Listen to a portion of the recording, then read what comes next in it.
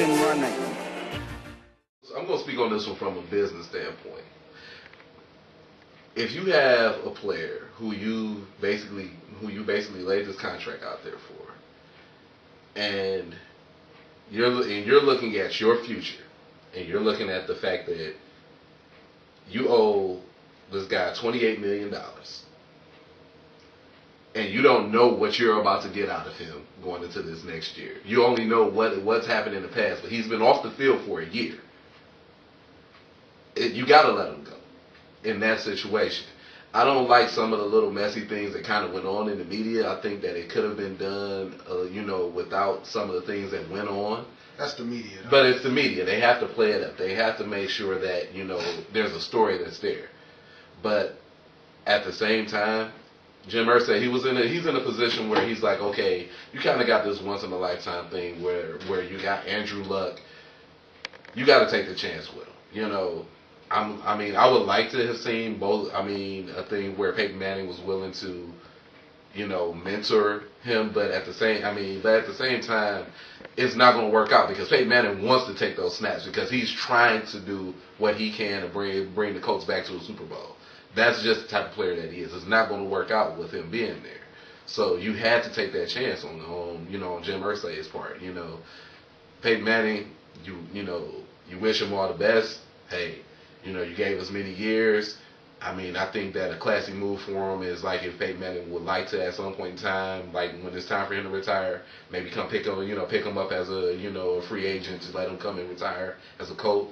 He already said nobody's going to wear the number 18 anymore. So right. I thought that was a classy move on his part because I'm sure that he didn't necessarily really want to let go of Peyton, but dude, you got to make that move for the sake of your team and for the future of the franchise. Like definitely, it just made sense fiscally, like you said. Like you can't pay that man that money, especially when you had the opportunity to draft a player that you believe in. You could tell that they believe in Andrew Luck.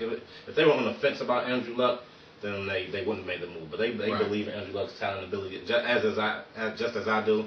I feel like you had to do it. Right. You can't pay that man all that money. Let me start mine by saying that I feel Peyton Manning is a class act, and that he carried himself very well throughout the entire process.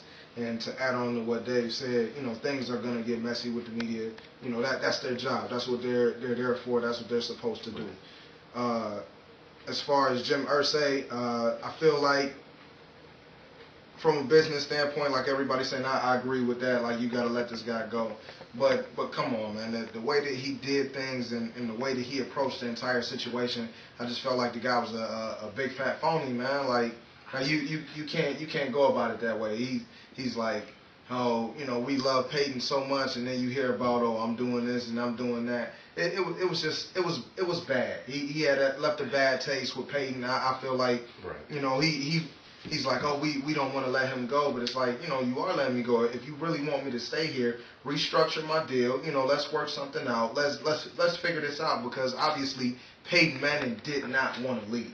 I really want to get into this, man. Like, everybody is giving Irsay a hard time here, saying, like, Irsay's the villain here, and Peyton, he's so great, he's done so much for the community, he's in commercials, blah, blah, blah. But, like, people need to acknowledge Peyton Manning's role in this as well. Like, one, they talk about, like, he wasn't really open to negotiating, restructuring his contract, number one. And then number two, like, the way he's carrying out this whole thing now, holding all these teams in limbo, is very similar to the whole LeBron thing, except he doesn't have a decision. Like, Peyton Manning is just as selfish. It's just that he just smiles while he's doing it. Like people giving him a pass because he's Peyton Manning. I love Peyton Manning. I think he's third best quarterback ever. But like you can't Irsay isn't the bad guy here.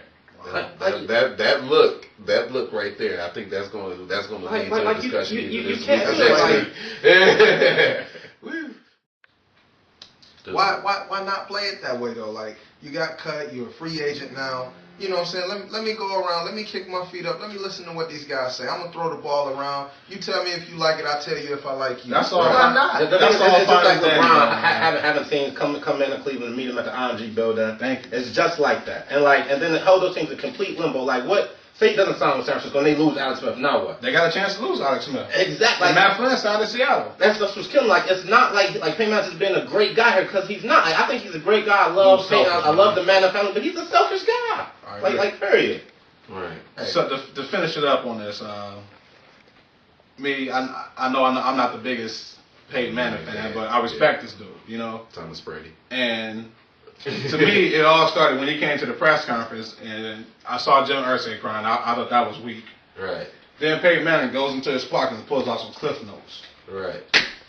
How serious and sincere are you if you got to read from a piece of paper? That burned me. If they've been in your hearts for 14 years and you love the city and you this and that, you should be able to come look at the camera and say, hey, listen, I feel this way, this is how I feel. You shouldn't need no notes to tell you that. Yeah, it's all a little disingenuous. And then to go to these teams and have them fly out across the country, you know what I mean? Right. And to have them watch you work out, and then you got all these bogus videos of you. Bidding wars, though. Thanks. It's bidding wars. Yeah, but we don't need to see it, though. We don't need to see it, though. And This is the way the media eats. It is, but This is their job. he feeds into it too, though.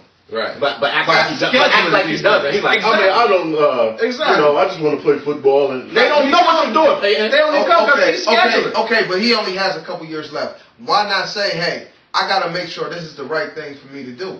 I'm not going to just, you know, say go to a team and be like, oh, you know, saying this is cool. I feel like Peyton already knows who he wants to play for. Are we gon' take it to the